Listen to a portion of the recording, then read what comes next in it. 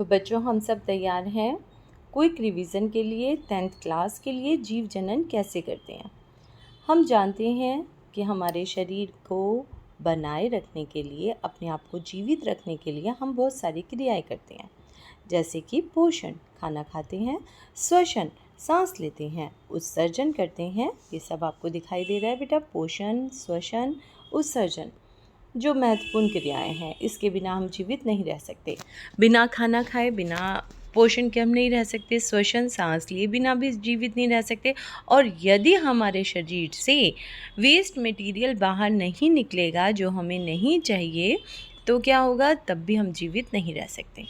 इसके अलावा एक ऐसी प्रक्रिया है जिसके बिना हम जीवित रह सकते हैं, लेकिन फिर भी वो ज़रूरी है, वो है प्रजनन। प्रजनन एक गैर आवश्यक प्रक्रिया है, लेकिन ये ज़रूरी है। कारण क्या है बेटा? अगर प्रजनन नहीं होगा तो दुनिया में हमारी जाति बढ़ेगी नहीं। सोचो, मोर ने प्रजनन नहीं किया तो मोर ही ख़त्म हो जाएंगे। आज की दुनिया में डायनासोर हमें नहीं दिखाई देते, क्योंकि डायनासोर है ही नहीं, उसके प्रजनन ही नहीं हुआ। हो सकता है कभी ऐसा हुआ होगा कि 2 डायनासोर अलग अलग बट गए हों, ठीक है, और उनके बीच में आपस में प्रजनन ही नहीं हुआ, जनन की प्रक्रिया ही नहीं हुई, जिसके कारण नए डायनासोर पैदा ही नहीं हो सके। इसका मतलब अगर व्यक्ति प्रजनन करेगा तभी उसकी जाति बची रह सकती है।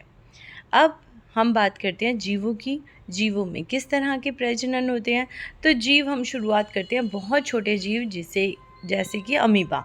अमीबा आप सबको पता है बहुत छोटा जीव है, जिसे पानी के अंदर देखा जा सकता है, और पानी के अंदर से भी उसे माइक्रोस्कोप में ही देखा जा सकता है, सूक्ष्मदर्शी के अंदर ही देखा जा सकता है।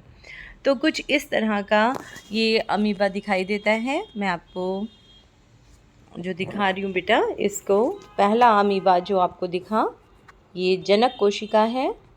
और जनक कोशिका धीरे धीरे उसमें क्या क्या अंतर आ रहा है ये बनाना आ सकता है, इसीलिए सब बच्चे ध्यान से देखेंगे। ये जनक कोशिका है। जनक कोशिका में धीरे धीरे अंतर आया। उसका जो केंद्रक है, ये वाला पार्ट ध्यान से देखिएगा, ये थोड़ा सा बड़ा हुआ पहले स्टेप में, ठीक है। फर्स्ट स्टेप में हमने दिखाया जनक कोशिका, दूसरे स्टेप में हमने उसका केंद्रक थोड़ा बड़ा दिखाया, तीसरे स्टेप में केंद्रक के 2 भाग करे, अभी भी लेकिन चिपके हुए हैं। चौथे स्टेप में हमने केंद्रक के साथ 2 कोशिकाएं अलग अलग दिखाई, लेकिन आपस में जुड़ी हुई, और 5वें स्टेप में इनको अलग कर दिया। तो ये आपको अच्छे से दिखाई दे रहा है। अमीबा कुछ इस तरह से जनन करता है। अब क्या दिखाई दे रहा है हमें? जो ये संतति कोशिका है, मतलब जो इनसे संतान पैदा हुई है, उस कोशिका की तरफ जरा ध्यान से देखेंगे आप लोग, तो वो बिल्कुल अपने जनक जैसी है। देखो, ये और ये बिल्कुल एक जैसी है। तो ये वाला जो जनन है, ये हमसे अलग है बेटा। हम अपने माता पिता से बिल्कुल सेम मम्मी जैसे नहीं है। कुछ ना कुछ हमारे अंदर, कुछ ना कुछ लक्षण, कुछ ना कुछ गुण हमारे पिता के भी हमारे अंदर आए हैं। लेकिन जो हमने अमीबा में देखा, अमीबा के अंदर बिल्कुल एक जैसी कोशिकाएं हमें दिखाई दी। जैसे कि संतान है वो बिल्कुल अपने पिता जैसी है, मतलब जनक जैसी है। तो कौन सा अणु अपनी प्रतिलिपि बना रहा है? ये क्या हो रहा है? इसका मतलब इसकी एक कॉपी तैयार हो गई। देखो जरा, एक ही केंद्रक से 2 केंद्रक बन गए। तो कौन सा अणु अपनी प्रतिलिपि बना रहा है? क्वेश्चन ये आता है, कौन अपनी जैसा फोटोकॉपी बना रहा है? प्रतिलिपि मतलब फोटोकॉपी बना रहा है। तो कौन बना रहा है? केंद्रक। और केंद्रक में भी क्या होता है बेटा? डीएनए। अभी मैं बताऊंगी डीएनए क्या होता है। क्या संतति अमीबा बिल्कुल जनक की कॉपी की तरह दिखाई देती है? हाँ, बिल्कुल जनक की कॉपी की तरह दिखाई देती है। तो यहाँ आ जाओ। अब मैंने कहा कौन अपना कॉपी बना रहा है, फोटो कॉपी बना रहा है, तो हमने देखा कि केंद्रक ही 2 में बदला, है ना। केंद्रक ही 1 से 2 में बदला, और केंद्रक के अंदर भी क्या चीज़ एक जैसी प्रतिलिपि बना रही है? वो है डीएनए। डीएनए क्या होता है? अगर हम बात करें, ये केंद्रक था लाल रंग का, उसमें केंद्रक दिखाया था ना, ये मान लो केंद्रक है। इस केंद्रक के अंदर भी धागे जैसी कुछ संरचना बेटा ऐसे कुछ पड़ी हुई है, इसको कहते हैं डीएनए। डीएनए मतलब होता है डी से डी ऑक्सी राइबो, N से न्यूक्लिक और A से अम्ल बनता है। आनुवांशिक सामग्री है ये। आनुवांशिक सामग्री मतलब ऐसी सामग्री है जो कुछ गुण पिता से या माता पिता से अपने बच्चों के अंदर लेके जाता है, वो है डीएनए। तो डीएनए एक आनुवांशिक सामग्री है जिसके अंदर गुण होते हैं जो माता पिता से अपने बच्चों में जाते हैं, जो एक कोशिका में गुणसूत्रों के रूप में मौजूद होती है। डीएनए क्या है? हमने देखा डीएनए केंद्रक के अंदर है, धागे जैसी संरचना है और ये गुणसूत्र, इन्हीं से ही क्या बन जाते हैं बेटा? गुणसूत्र बन जाते हैं। इन गुणसूत्रों को इस तरह से गुणसूत्र होते हैं बेटा। गुणसूत्र मतलब क्या होता है अब आप पूछोगे? गुणसूत्र वो है जिसके ऊपर ये डीएनए होते हैं, जीन्स होते हैं। गुणसूत्र समझ लो डीएनए के बने हुए हैं। डीएनए में होता क्या है?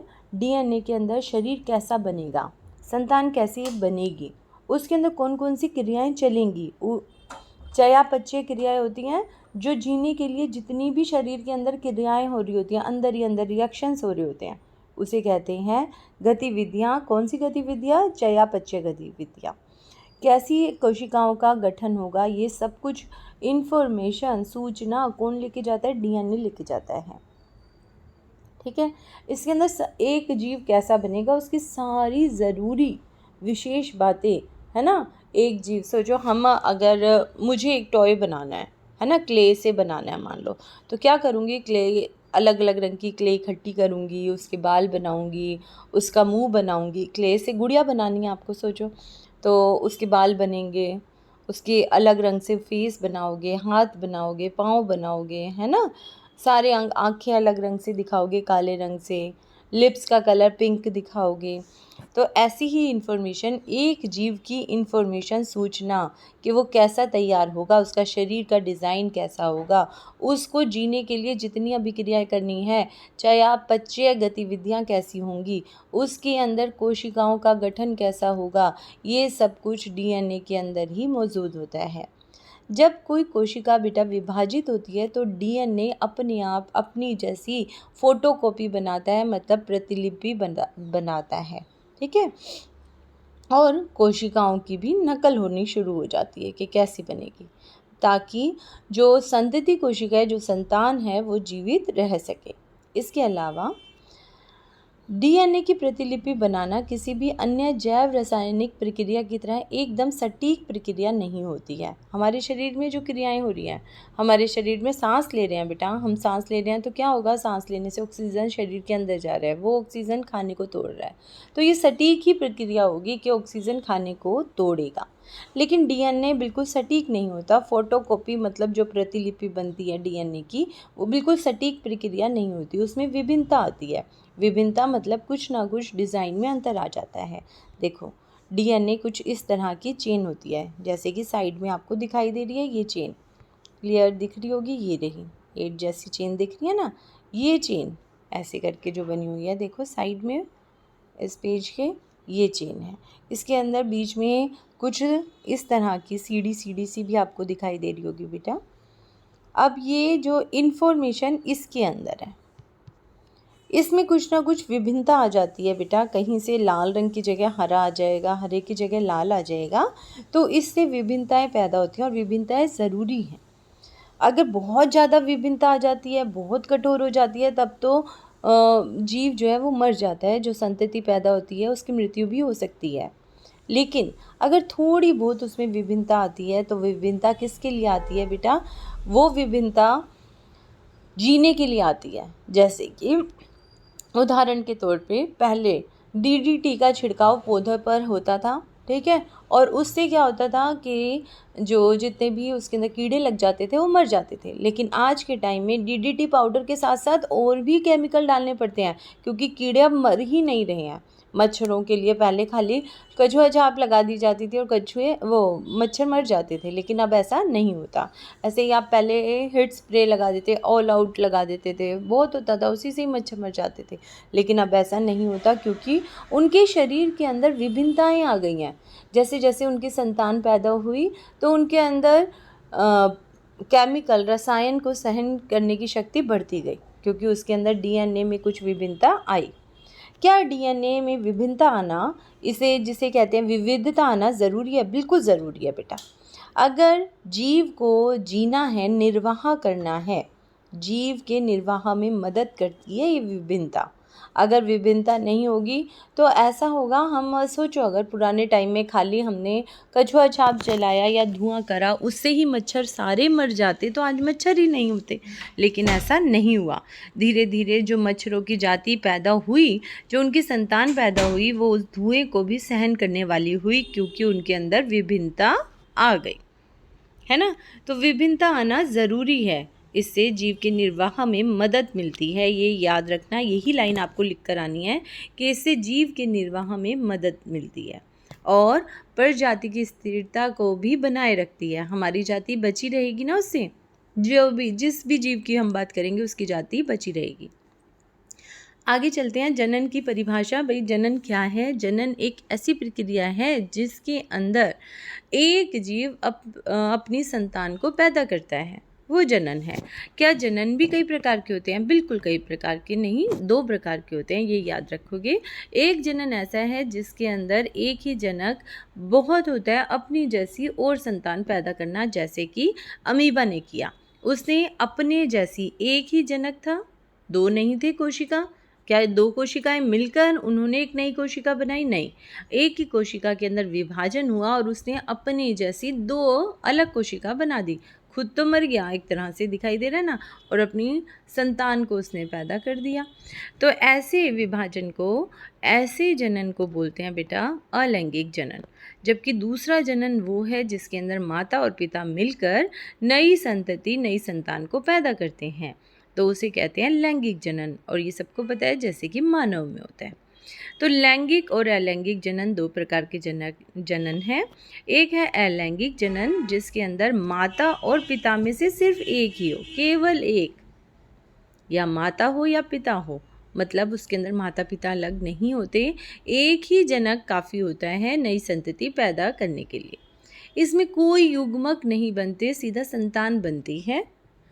गुणसूत्रों की संख्या भी समान रहती है। जबकि लैंगिक जनन के अंदर 2 माता पिता की आवश्यकता होती है। युग्मक बनते हैं, एक कोशिका माता से आती है, दूसरी कोशिका पिता से आती है, दोनों कोशिकाएं मिलती हैं तो बन गया युग्मक। किसके अंदर? लैंगिक जनन में। युग्मक के दौरान गुणसूत्रों की संख्या आधी हो जाती है। जब युग्मक आते हैं, पहला युग्मक आया वो आधी गुणसूत्र लाया, दूसरा युग्मक आया वो आधी गुणसूत्र लाया। समझ रहे हैं आप? माता से एक कोशिका आएगी, वो कोशिका आधे गुणसूत्र लेकर आ रही होगी। पिता से एक कोशिका आएगी, वो भी आधे गुणसूत्र लेके आ रही होगी। तब वो जाके दोनों के गुणसूत्र मिलकर एक जोड़ा पूरा तैयार होगा। ठीक है, वो जीव के लिए ज़रूरी गुणसूत्र बन जाएंगे। चलिए, प्रजनन में डीएनए की नकल का क्या महत्व है? डीएनए के अंदर सभी महत्वपूर्ण सूचनाएं होती हैं। जीव किस तरह का बनेगा, उसका शरीर कैसा होगा, उसकी चयापचय गतिविधियां कैसी होंगी, उसकी कोशिकाओं का गठन कैसे होगा, ये सब कुछ सूचनाएं डीएनए में होती हैं। इसीलिए डीएनए की नकल होना बहुत ज़रूरी है, जिससे नई संतान जी सके, है ना, उसमें जीवन हो। विभिन्नता क्यों महत्वपूर्ण है? विभिन्नता के कारण ही प्रजाति, विभिन्नता किस लिए ज़रूरी है बेटा? अपने पर्यावरण के अनुकूल होने के लिए विभिन्नता आवश्यक है। यदि विभिन्नता नहीं होगी तो जीव निर्वाह नहीं कर पाएगा और एक दिन उसकी जाति ही पृथ्वी पर से खत्म हो जाएगी। सभी कोशिकाएं अणुओं के निर्माण के लिए जिम्मेदार अणु का नाम बताइए। वो है डीएनए, जो सामान्यतः आनुवांशिक सामग्री के रूप में कार्य करता है। तो आंसर आ जाएगा आपका डीएनए। याद रखना, जिसके अंदर सारी इन्फॉर्मेशन है उसे हम क्या कहते हैं? डीएनए। कौन सी इन्फॉर्मेशन है, कौन सी सूचना है? आनुवांशिक। आनुवांशिक मतलब एक जाति जो है एक पीढ़ी से दूसरी पीढ़ी में जो आनुवांशिक गुण भेज रही है वो है डीएनए। ये याद रखोगे, डीएनए ही सारा काम कर रहा है। अलैंगिक और लैंगिक जनन में 3 अंतर, ये तीनों अंतर आप लिखाना। तो आज के लिए इतना ही। एक वीडियो और मैं आज ही डालूँगी बेटा, उसे ज़रूर देख लीजिएगा।